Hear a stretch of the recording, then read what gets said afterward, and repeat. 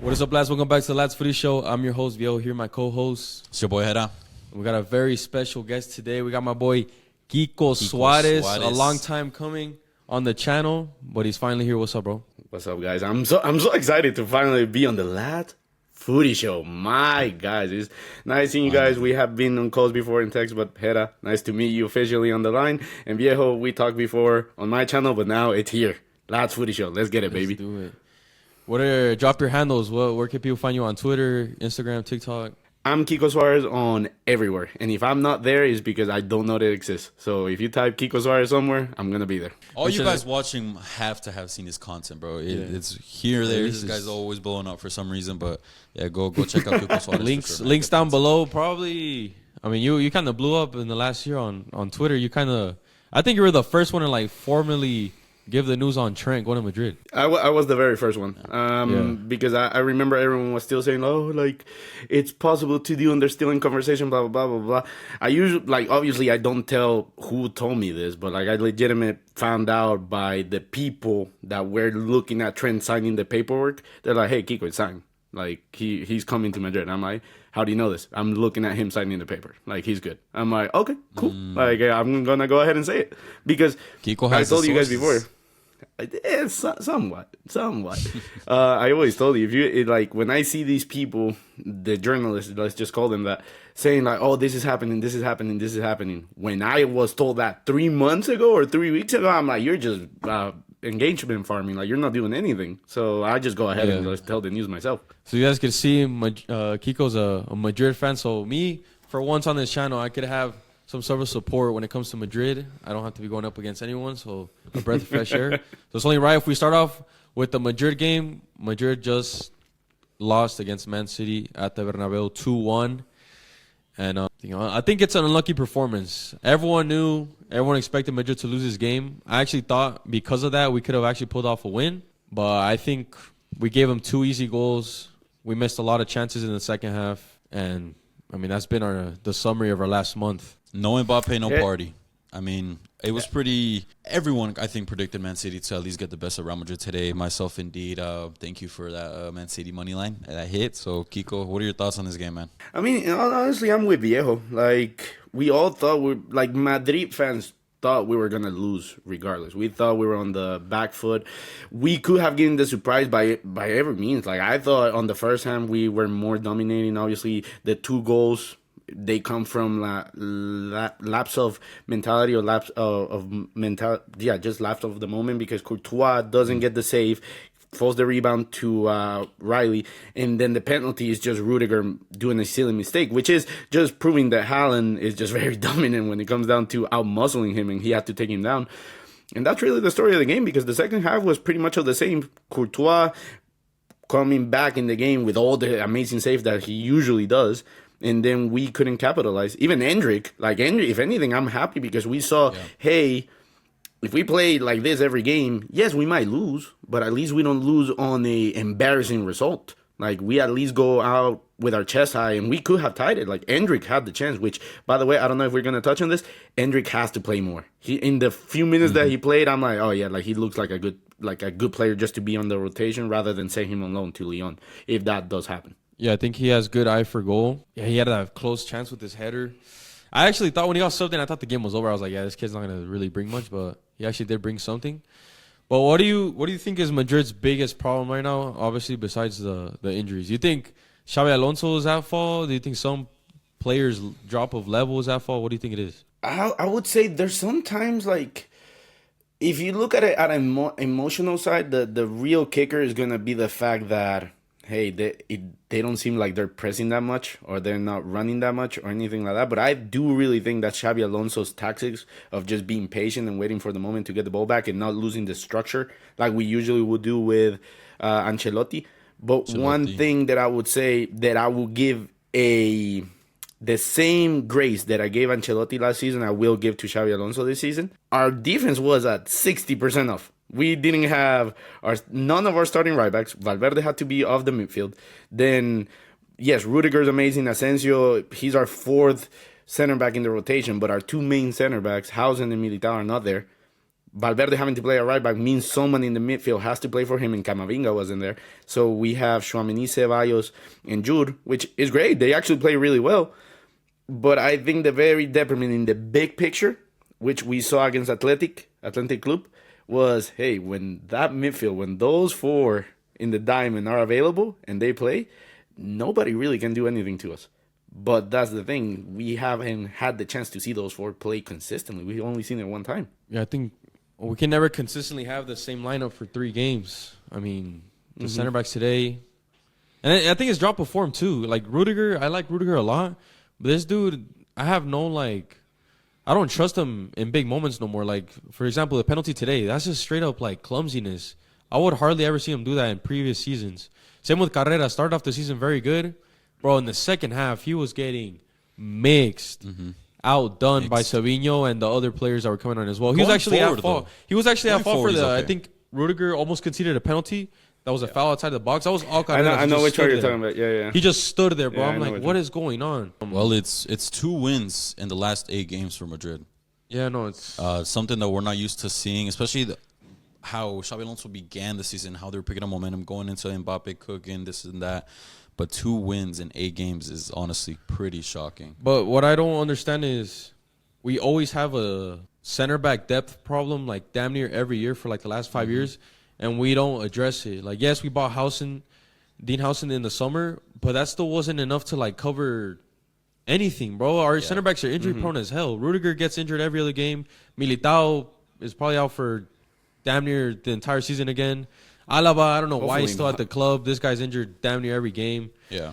Like, why is Florentino not signing backup, like, center backs ever? Like, Asensio, he was only brought in because of this problem we had. And to be honest, like... Asensio's not good, man. He's good, but he's not worth, like... He's good. Starting position. He's just... Or good Real for, Madrid. He's good to be starting home games against easy teams. But, like, I'm looking at... Bro, it's about to be January. We should get it, like, some free transfers in. I am not going to lie. I would bring in Sergio Ramos right now. I know that would not happen because Florentino never likes to sign ex-players again. Yeah. I would bring in Sergio Ramos, play him in Copa del Rey, play him in weak La Liga games. He has the level. I've seen him for the last fucking year in Monterrey. He definitely has the level to hold it down in these smaller level Spanish games. Because we have nothing right now. Like, injury crisis. Carreras played center back last week, I believe, too. He's Fran Garcia too, and he got a red card. Think about the fact that, yes, center back wise, Alaba is on his last year, so that's why we haven't replaced him. Then we have Joan Martinez, who was in the squad list today, so he could have played. But still, you're not gonna put him against Haaland or Marmoush or anyone like that for a big game like this. But then the real problem is our fullbacks, dude. The game against Alaves, I'm really, really worried on the Madrid side. Obviously, disclaimer, I work for Deportivo Alaves, so obviously I do have a incentive for Alaves to win. Yeah. But I do compartmentalize that in the sense of what's personal and what's business.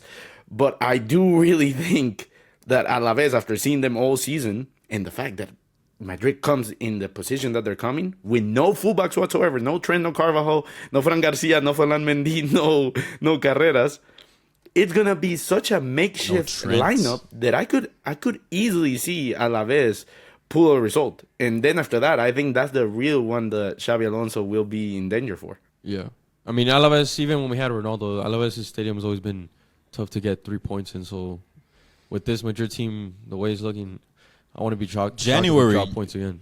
In January, you guys have to be very active because you guys have been active in other areas where Masantuono was signed, where Gullit was signed, Endrick, and they're not seeing the pitch as often as they should. But this is what we are saying, and Florentino ends up doing nothing. Like, we will damn near have one natural center back available. Florentino will still not do anything, bro. I don't get his thought process. Because even I think it was 2022 when we beat Liverpool in the Champions League final, Militao and Alaba, we didn't have any backups. We had Vallejo, and I think that was it. Like, we had nothing. And we just hoped that those two wouldn't get injured, and we did. This year, bro, everyone's injured. We're down there using left backs as center back. Like, I don't get it. If you guys could go out and pick up a signing, let's say in January or in summer, who are the 2 names that you guys would like to have at Real Madrid? You know, realistically. I mean, realistically, he's technically, like Viejo said, we will never do it. But like realistically, Sergio Ramos should be on the table. Sergio Ramos should be a player that we should. That could be a January. Yes, that should be right now. an ex-captain. He will bring the experience. He will put some order in the young players and remind everyone just like what Madridismo is. For as much as Vini and all of them, because I do believe Vini does represent what Madridismo is, he's still young. He's still, 25? If you bring a veteran like Sergio Ramos in that dressing room, everyone's going to become soldiers because they're going to be like, oh, shit, like there's a three-peat winner here now. Like, we can no longer, like, mess around. No, and I don't know any other names. It's not like he doesn't have the level to play there no more. Like, he definitely still has it. I think stay fit. He still has the mentality, still has the IQ. He's just obviously a bit slower. I think. But I mean, that doesn't matter because look at Inigo Martinez for Barcelona last year and the year before. Commander, leader. Barcelona loses him, and the back line is in shambles, and it's been all season, and they're still yet to find a good, solid replacement. Araujo being as they were playing the left back at center back. I forgot his name. Gerard Martin. Mm-hmm. So I think for a realistic name that I see that I would want either for Barcelona or Real Madrid to go for is Nico Schlotterbeck. I saw this guy in person against Barca in Germany. Yes. What a performance. What a performance. I This think guy's a really good player. Madrid needs a backup right now. Like, I think Schlotterbeck would be damn near over 50 Starter. million easily. Yeah, like 65 for sure. But the big question The is... yeah, go on.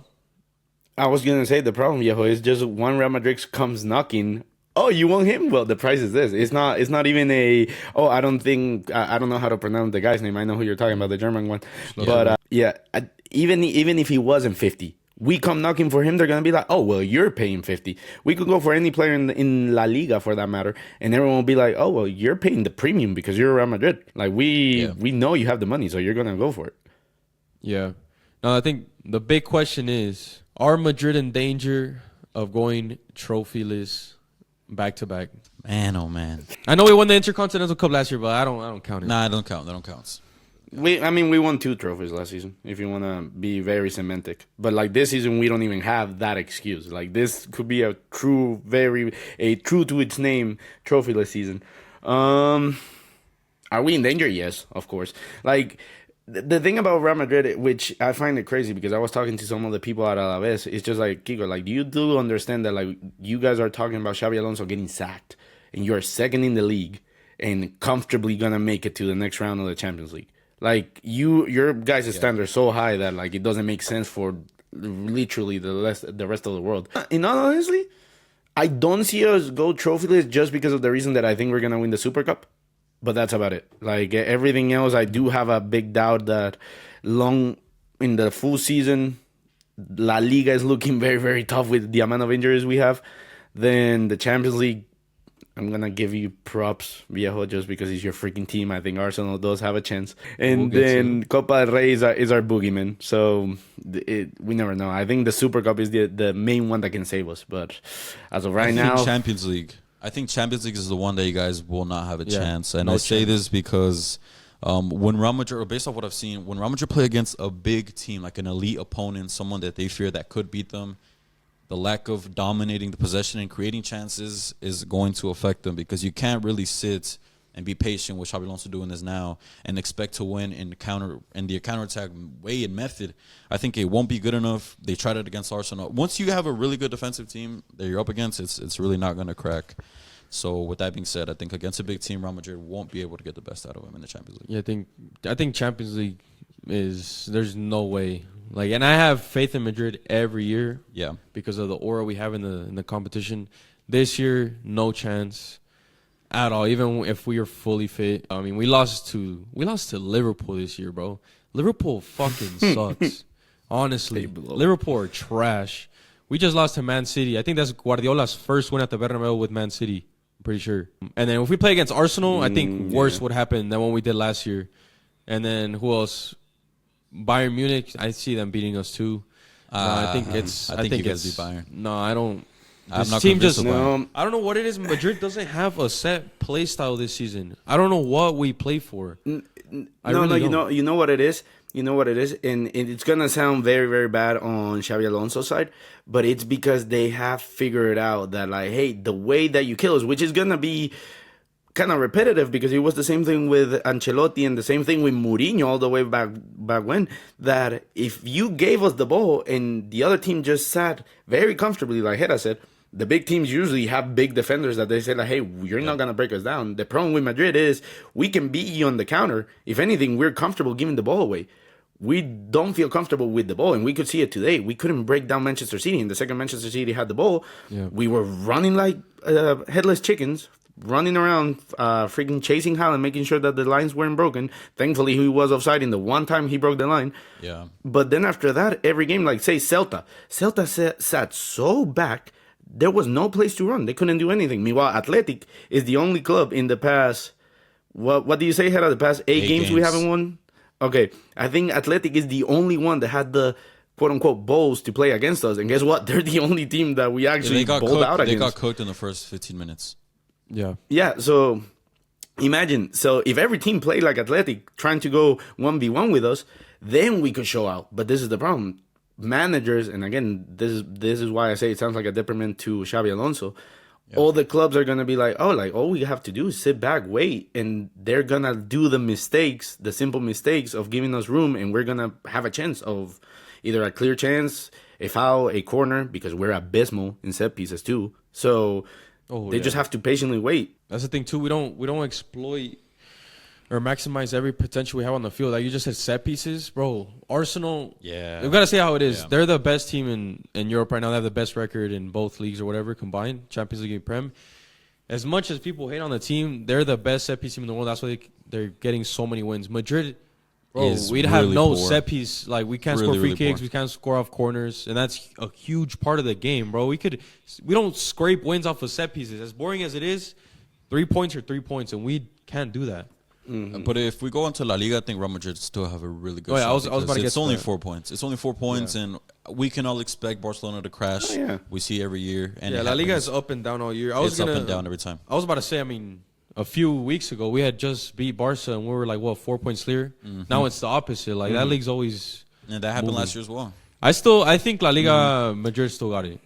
But Champions League, no. Yeah, no. What was I going to say? La Liga, I was just going to say, La Liga is a league of the two main horses being perfect at all times, and whichever one is not perfect, we can see how fast that gap builds up and how fast it goes away, because the second the one ahead sleeps out, the other one catches up almost immediately.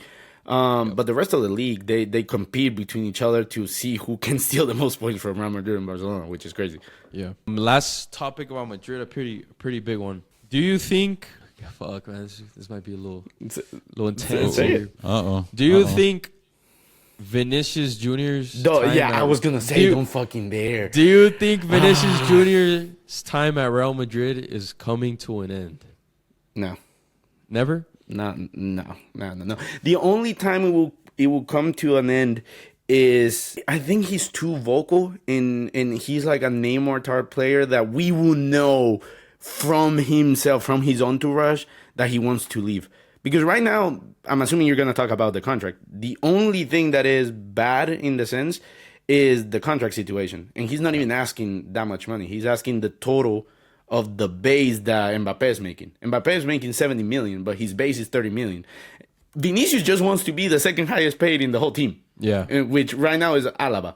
That's all he's asking. Wow. So I'm saying... Wow. Yeah, you guys didn't know that? He gets paid... in total, Alaba gets paid 29 million. And Vinicius gets paid, I think, like 24. All he wants is to be at 30 million after bonuses. No, that's speaking in terms of like money. I'm speaking in terms of on the pitch. Do you think? Because ever since Mbappe joined Madrid, Vini's levels has gone down. Like they don't complement each other's game. That's why I mean, do you think there's an up from here? Mbappe and Vini together on the field. Yes. No, they done good. If anything, I look at, for example, let's go with the Athletic game. We saw how far, like how those two can work together if it's only them two. Like I have to be very specific on that. That we have to have not a manager, just someone that has the balls to say it's only Vini and Mbappe, and then the rest of the team we're gonna buy, the players that we're gonna look for the future are midfielders that are willing to run. Because you could even say this, I'm going to go for another example, but just to like really make my point. Argentina has one player, Messi, that doesn't run, and then 10 motherfuckers that will die for that guy. Rough, yeah, exactly. In this case, we have two motherfuckers. One, like both of them press a lot. Let's be honest. Like the whole they don't press gimmick, I don't buy it, because every single stat shows that they press. Like they're either the top 5. He's in the top 10 for presses. No way, man. That's why Yes. Luis Enrique got rid of his ass because he wasn't present. No. Luis Enrique got rid of him because he said that he couldn't control what he did. That he had 11 players and one of them could do whatever he wanted because he was that good. And if you notice, he took down the quality level in Dembele because Dembele and Mbappe, when you really put it just in simple terms, Mbappe is way better. But Dembele will do whatever Luis Enrique tells him. And guess what? Luis Enrique was salivating at that idea, and it played out. And it worked out. And it worked out, yeah. So when you really think about it, it's just, again, the athletic game. Vini will press, Mbappe will press. They will be flotating off each other, rotating with each other, roaming around. And then the other, in this case, A players, they have to do the rest. They just have to make sure that those two get the ball and they let do the magic, and all the simple mistakes gets done the rest. Now, if you really want my answer of do I think footballistically who should leave? I mean, dude, I'm never gonna. I will never bring my like in the institution one, yeah, because you did the investment on Mbappe. You don't make that big investment and then get rid of it straight away. So technically, it's first in, first out. Well, so, who's more valuable for Xabi Alonso in the long run and Madrid as a whole? In the long run? This is such a tough situation because Vini has already brought by himself two Champions Leagues.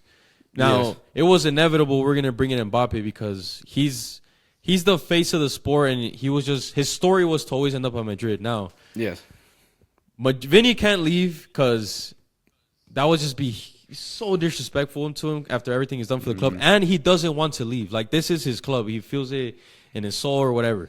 And Mbappe, we just bought him. Or we didn't buy him. We got him for free. We just got him. He can't leave either. So that's why I'm like, we're stuck. Like, we have to figure out how these two could play with each other because I've seen this since game one, bro. Since the first game they suited up with each other. Vini thrives off of having poaching strikers. That's why him and Benzema were very good because Benzema would be good at dropping back and being in the box for tap-ins. Still think Mbappe doesn't.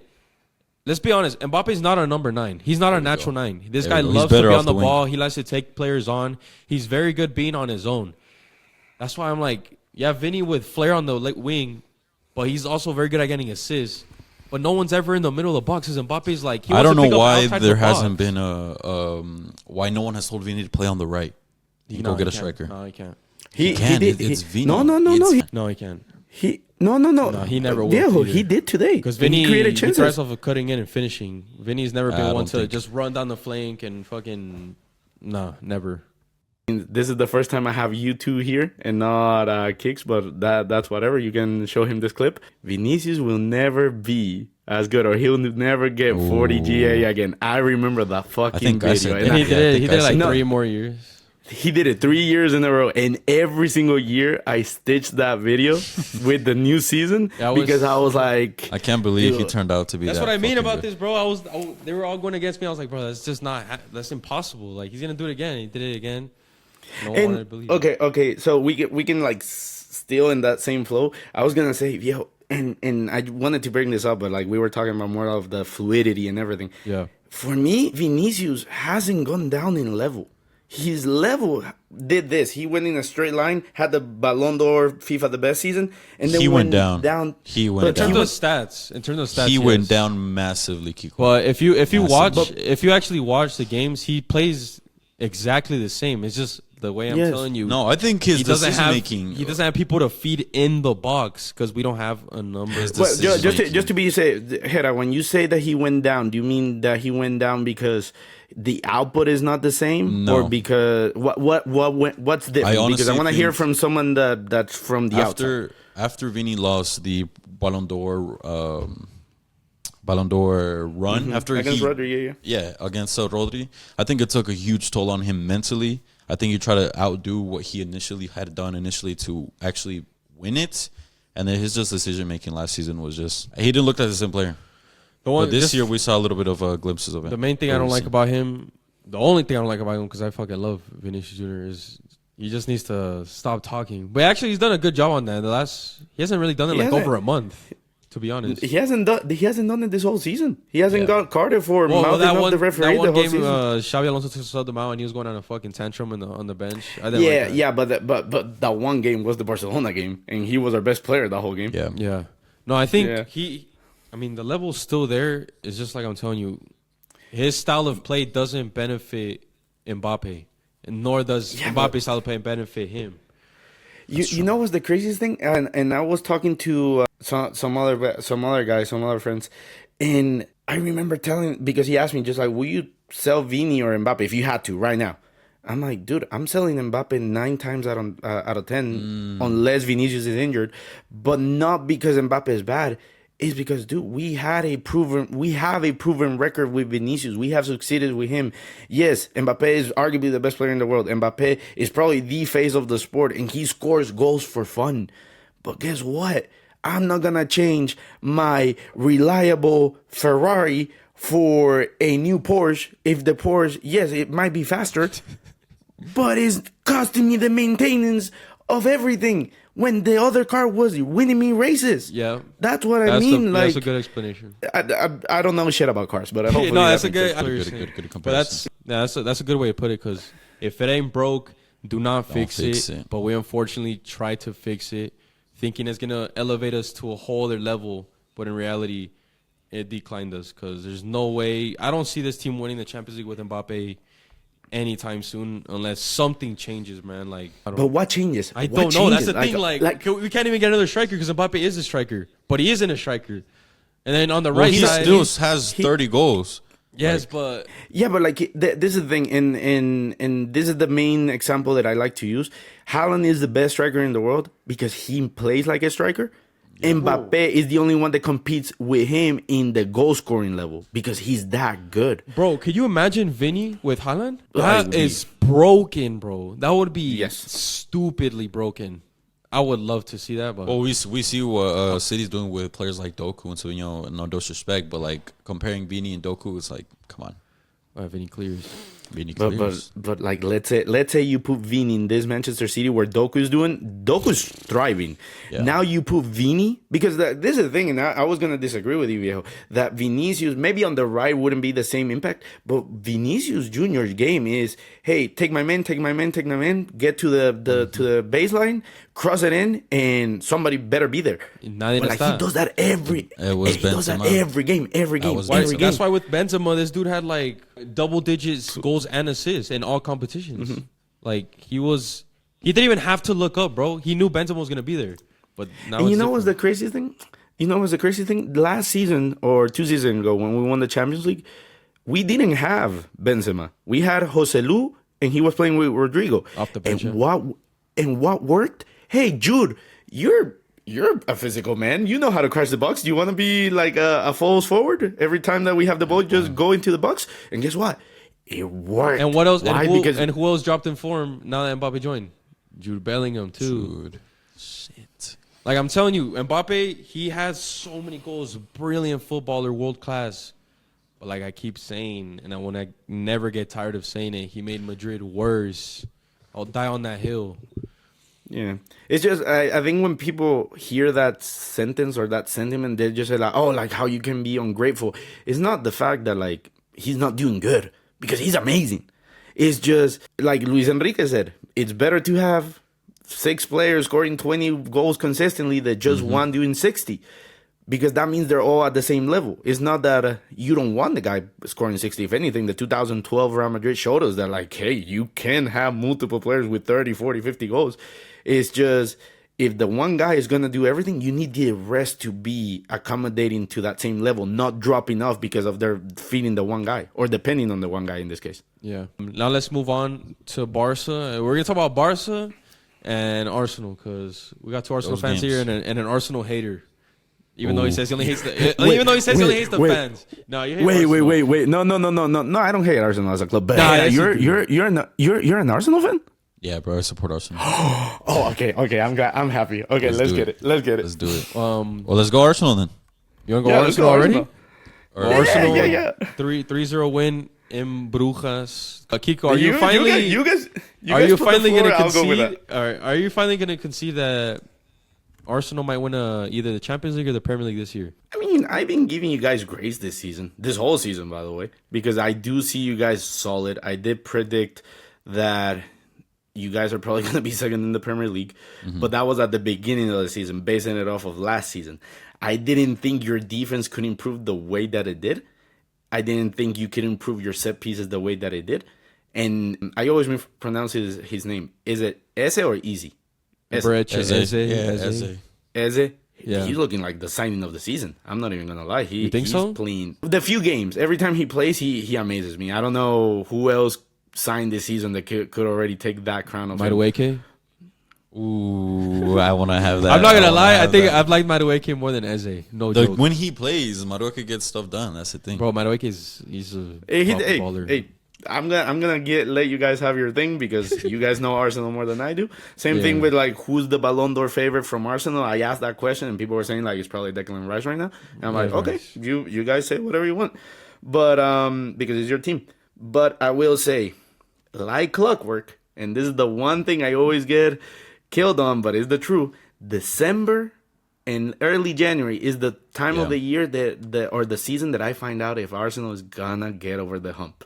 Just lost in the Prem. And like freaking clockwork, December came about, and the first game in December, you guys lose. So I'm over here just like, okay, a lot of games are coming up. You guys have an amazing depth, but injuries, just like Real Madrid, you guys are starting to dealing with injuries. Yeah. There's a lot of competition. Tournament-wise, I think you have the best style to win the Champions League. I'm not even going to lie. I'm going to praise you guys in that sense. League-wise, which again, I never say a league style is the one that proves who's the better team. I just think it proves who can be the most consistent. Like suck the least out of it, or at least stay the most perfect. And I think you guys have every single thing to be a Premier League winner. It's just I think it's gonna backfire, and then the Bozo moments are gonna kick in. And as long as you don't do it, if you go past the December, January, you can win it. But I have the same feeling you probably do, Hera, which already December started, and you already dropped points. The mentality, because you guys already lost.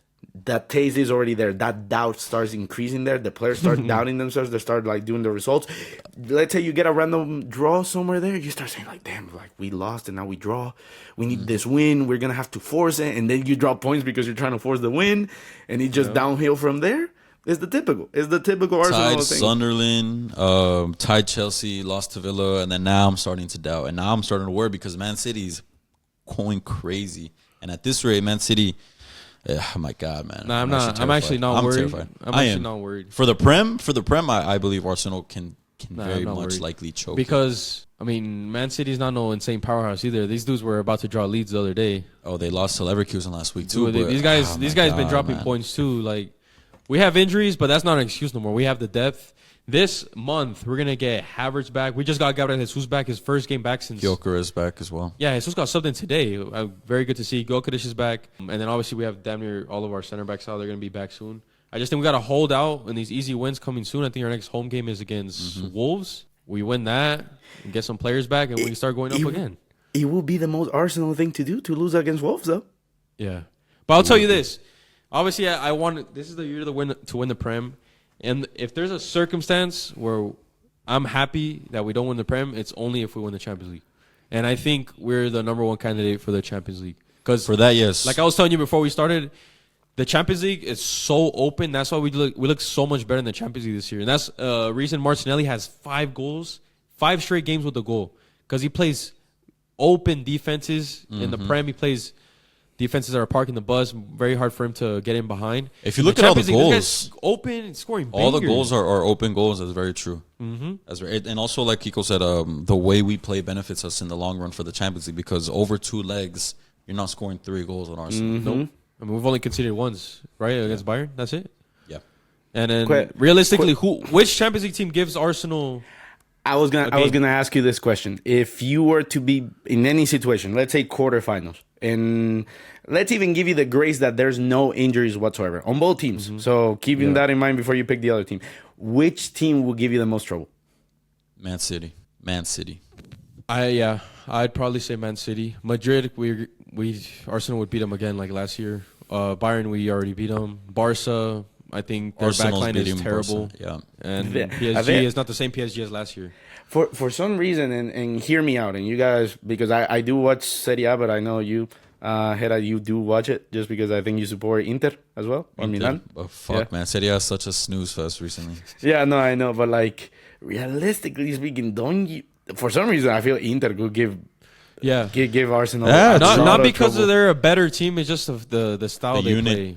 There's Yeah, no, just- like I because hate Inter. styles make fights, and I always say like there's very few styles of play that will make Arsenal have a headache, and I feel And- Inter is one of those few And teams. Inter is really good in set pieces as well. So that's Yeah. a team that can honestly. Yeah, I think Man City and Inter would be two tough opponents. But Yeah.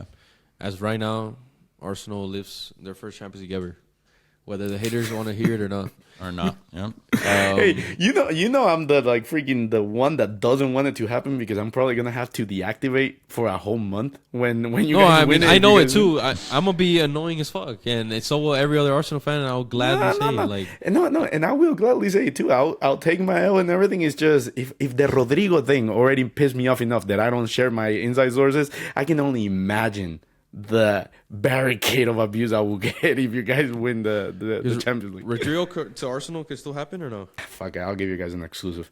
I don't understand what's going on in Madrid in the locker room right now because, like you said, there's a lot of things going on and everything. But the playing time, Franco not playing, comes out of nowhere for me because that makes no sense. I don't think Rodrigo will leave in the winter season at all. No, in the January transfer season. But summer come about, if he keeps not playing that much, it was a World Cup year. He's probably gonna feel backstabbed in the sense of like, hey, like it's a World Cup year and I didn't get called because at this rate, I don't think he's gonna get called up to the national team. Oh, he has to. It's Ancelotti. I mean, yeah, but I forget that our grandpa is the Yeah, one for that's- Brazil. Like that's- he's gonna call him up just because he loves him. But it's just playing time wise and everything, and the whole situation. It's just it doesn't seem like he's gonna stay. But again, and one thing that we always gotta clarify, or we always gotta mention, a club could tell a player, "Hey, we want you out tomorrow," and the player can easily say, "Well, my contract is until 2028, so I'm staying here very pretty seated and getting my millions." So even if there's an offer from Saudi Arabia or something like that, and Rodrigo doesn't want to leave, he'll stay. But at this rate, I don't see how he stays. Yeah. No, he Now I don't know. Now I don't think Arsenal because I think his stock tanked this season. Last season, be lovely at Arsenal. he will be amazing. He will be amazing at any club. It's just he's at the one club he won't be a starter. Well, he scored today, first goal in 32. Beautiful games. goal. Beautiful. Yeah, no, it was. I think it was a cross, but yeah, let's go No, with no that. way. No way. That was a cross. It was a beautiful strike. Yeah, but like It was just well executed. a stat came out which I found very funny. He was 3 minutes away from being the longest drought in Real Madrid history. So if he had taken 3 more minutes, he would have been the longest one. Yeah, 33 games. That's like almost damn near half a year. Almost Damn. season. Whole La Liga season almost. Almost. Fuck. Yeah, dude, it's Now let's crazy when get you think about it. into Barca. You guys came back to Frankfurt yesterday. Frankfurt at the Camp Nou, man. Oh my god. What is Barca this season? Like, what is aspiration? La Liga? As La Liga. I think Champions League again. If we all go up against a big club, Barcelona won't have the defense to hold, especially like PSG. PSG would beat us. I think even Atleti, bro. Oh yeah. I honestly do think Barcelona, when it comes down to the Champions League, any team that has any type of pace and patience can beat you guys. I know Liverpool beat us, but they beat us on a set piece. I think Liverpool would simply beat you just out of physicality Any itself. team. I think Newcastle also gives us a run for our money. Chelsea, Arsenal. Like there's a bunch of teams that are Barcelona would struggle against in a two-legged quarterfinal. And so what's up with 16, Araujo? This dude has to leave the country because he's not a good center back Depression. no more. He's going through it, man. It sucks. It sucks. As It sucks. if I was a Barca fan, I'd sell him. If you don't have the mentality to handle criticism, It's a bad sign. You Yeah, gotta go. It's a bad sign. I would say let's do thread lightly here because we don't know what exactly is going on in there. And Yeah. if he had to leave, if he's getting that much abuse or he's getting to that point, that he had to leave the city, it goes deeper than just performances. It's just, I mean, maybe he should leave just because to have a full reset and completely wipe this out. But We let go of the wrong center back. You did. But again, he did activate his release clause because of the amount of money Saudi Arabia was That's offering. another thing. Yeah, that's another thing. No, I mean, obviously we don't know every detail, but from what's reported, it's just he's out of it because of all the criticism he's been getting, and he's not the only footballer that receives criticism. Sorry to break it to him, but we don't know everything, so it can't really be full. Yeah, no, it's just a bad look to the club. Like you can't rely on him for a big moment somewhere after this. Honestly, Yeah, he's your captain, by the way. That's another thing too.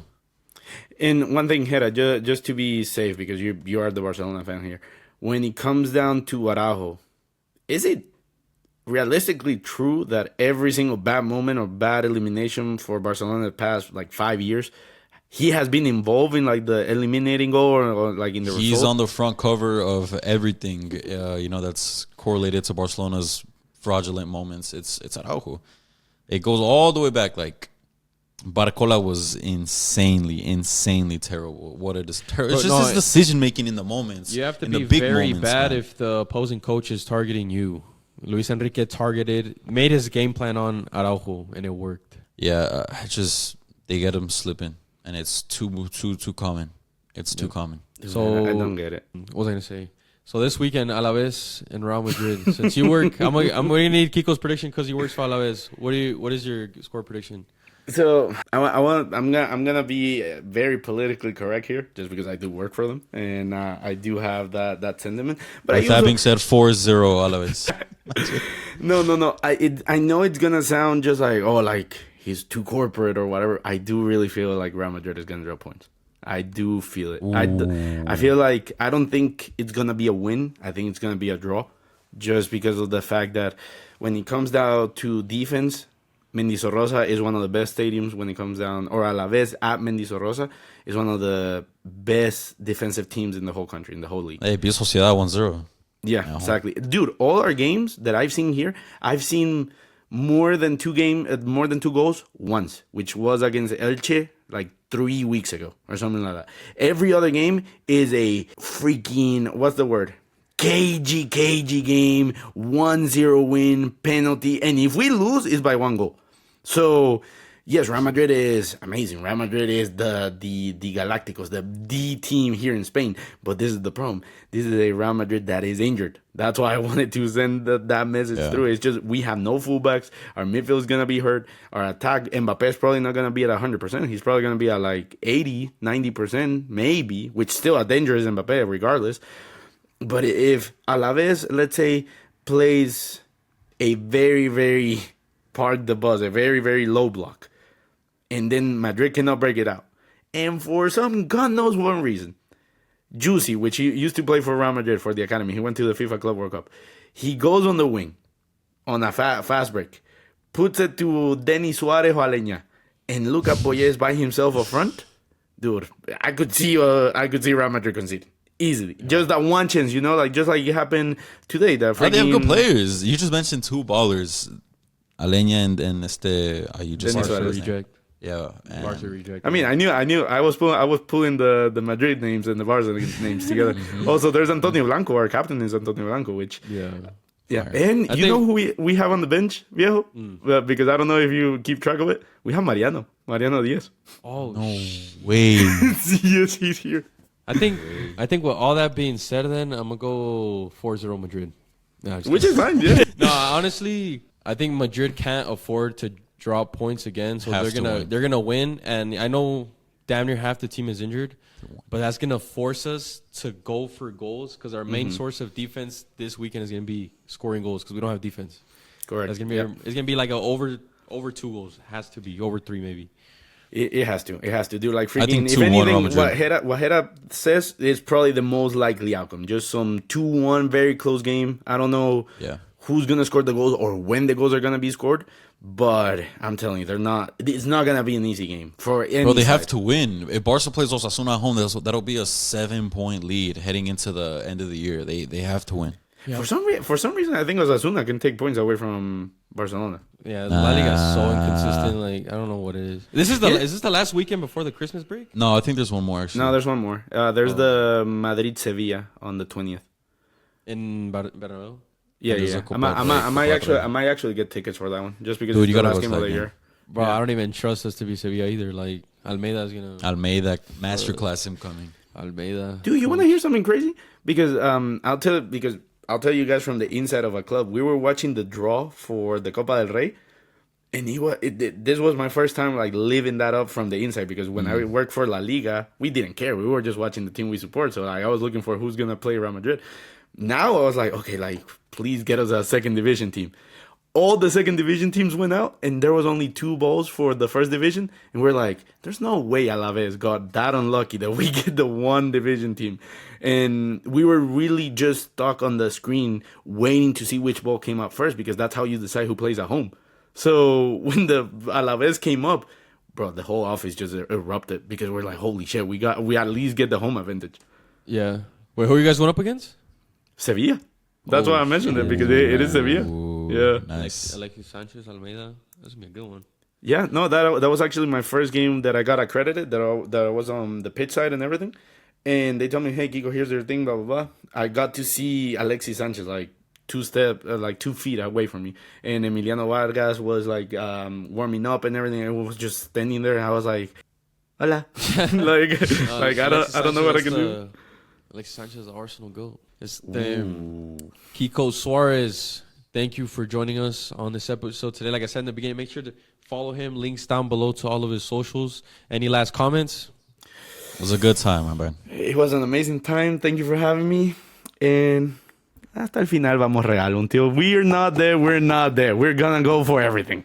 Yeah, this definitely won't be the last time you guys will see Kiko on the channel. So make sure to hit the like button if you guys enjoyed the episode. Stay tuned. Drop a comment. Give us a creative episode idea, since we are approaching the holiday week where La Liga and all these leagues go into break. So we're gonna need a creative episode idea. So drop some. Best In the comment. comments below. Best comment gets a shout out next episode. We'll catch Let's you do it, guys lads. next episode.